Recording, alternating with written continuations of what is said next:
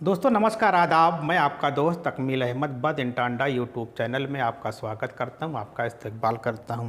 आज मैं बात करना चल रहा हूं कांग्रेस पार्टी की। आप सभी लोग जानते हैं कांग्रेस पार्टी ये वही कांग्रेस पार्टी है जो भारत को आज़ाद कराने में बहुत बड़ा योगदान किया है, जिसको हम लोग कहते हैं भारतीय राष्ट्रीय कांग्रेस पार्टी के नाम से भी जानते हैं। लेकिन गांधी जी ने एक बात कही थी कि जब हमारा देश आज़ाद हुआ तो उन्होंने कहा कि कांग्रेस पार्टी को अब समाप्त कर देना चाहिए। अब जिसको राजनीति करना है अलग पार्टी बना के करनी चाहिए, लेकिन लोगों की विचारधारा थी समाप्त नहीं की। एक बात थी। अब बात करते हैं कांग्रेस पार्टी को लेकर। आजकल मुस्लिम समुदाय में ये एक प्रकार की एक प्रकार की बहस छिड़ी हुई है। वो बहस ये है कि कांग्रेस पार्टी के ये एक बहुत बड़े मुस्लिम नेता हुआ करते थे जिनका नाम है जनाब गुलाम नबी आज़ाद साहब। गुलाम नबी आज़ाद साहब अब हाल ही में कांग्रेस पार्टी से इस्तीफ़ा दे दिया है और इस्तीफ़ा देने के बाद उन्होंने बहुत सारे इल्ज़ाम भी लगाए हैं। इन्हीं इल्ज़ामों के आधार पर कि जो कांग्रेस पार्टी के जो नेता हैं, तो कांग्रेस पार्टी चाहे स्थानीय नेता हों, चाहे राज्य स्तर के नेता हों या राष्ट्रीय स्तर के नेता हों, वो लगातार गुलाम नबी आज़ाद को टारगेट कर रहे हैं।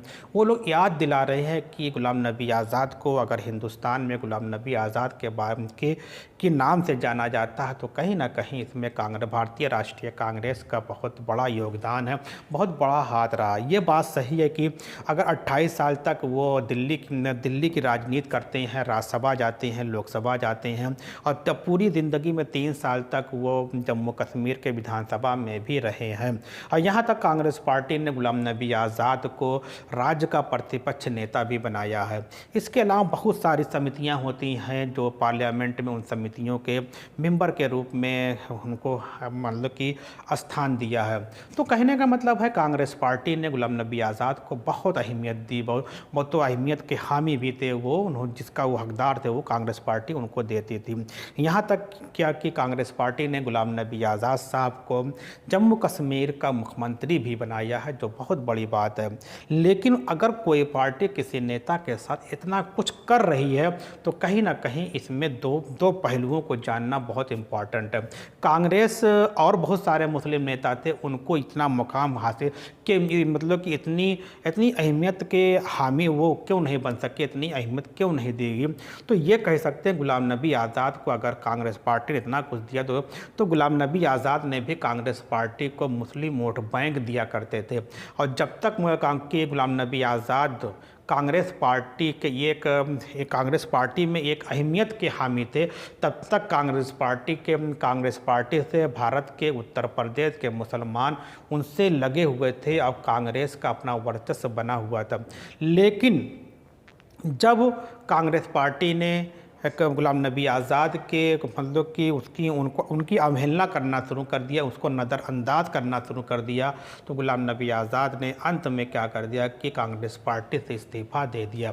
तो कहने का मतलब ये है कि जैसे ही इस्तीफ़ा देते हैं तो कांग्रेस पार्टी के चाहे वो स्थानीय नेता हों, राज्य स्तर के नेता हों, राष्ट्रीय स्तर के नेता हों, राष्ट्रीय स्तर के नेता हों, वो लगातार गुलाम नबी आज़ाद के पर्सनल अटैक कर रहे हैं, जो कि ऐसा नहीं होना चाहिए। क्योंकि अगर कांग्रेस पार्टी ने उन्हें बहुत कुछ दिया है तो गुलाम नबी आज़ाद ने भी अपनी शख्सियत के आधार पर कांग्रेस पार्टी को बहुत कुछ दिया है, ये हमको भूलना नहीं चाहिए।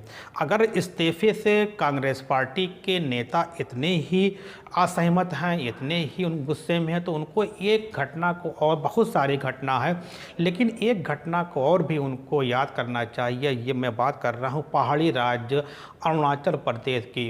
पहाड़ी राज्य अरुणाचल प्रदेश 2016 में वहाँ पर कांग्रेस पार्टी की सरकार बनती है और वहाँ पर पेमा खांडू कांग्रेस पार्टी से मुख्यमंत्री भी बनते हैं। लेकिन परिस्थितियाँ क्या चेंज होती हैं, स्थानीय परिस्थितियाँ क्या रही होंगी, स्थानीय मुद्दे क्या रहे होंगे, कांग्रेस उसको टारगेट कर सकी कि नहीं कर सकी, उसका काउंटर कर सके कि नहीं कर सकी। क्या हुआ कि पेमा खांडू अपने बहुत सारे विधायकों के साथ 2016 में सितंबर 2016 में people's party of Arunachal Pradesh में जाके मर्ज हो जाते हैं बहुत, और इसलिए अब वहाँ से फिर क्या होता है, उस पार्टी में चले गए।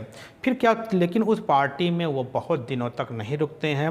फिर क्या होता है, उसके बाद people party of Arunachal Pradesh के 2 अध्यक्ष हैं, जनाब काफा साहब ने इनको, पेमा खांडू को पार्टी विरोधी काम में लिप्त होने के आधार पर पार्टी से निलंबित कर देते हैं। फिर क्या होता है कि पेमा खांडू अपने 43 पीपीए पार्टी के विधायकों में से 33 विधायकों के साथ बीजेपी में चले जाते हैं, और बीजेपी वहाँ पे कि दिसंबर 2016 में बीजेपी की सरकार बना लेते हैं। जो अभी तक पेमा खांडू कांग्रेस पार्टी से मुख्यमंत्री हुआ करते थे, 3 महीने बाद वह दिसंबर 2016 में बीजेपी के मुख्यमंत्री बन गए। तो लोग, उन्होंने उनको तो टारगेट नहीं किया, तो उनको भी तो टारगेट करना चाहिए था कि कांग्रेस पार्टी ने पेमा खांडू को क्या नहीं दिया। अरुणाचल प्रदेश में, नॉर्थ ईस्ट में एक अहमियत दी।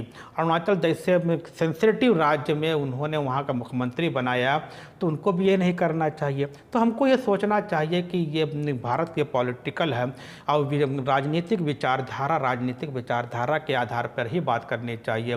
किसी को पर्सनल, किसी को व्यक्तिगत तौर पे उसको कुछ नहीं कहना चाहिए, क्योंकि कब कौन सा नेता किस पार्टी में चला जाए कोई नहीं जानता। क्योंकि क्या राजनीति, हिंदुस्तान की राजनीति अवसरवादी है, ये आइडियोलॉजी नहीं, ये आदर्शवादी राजनीति नहीं हम कह सकते हैं।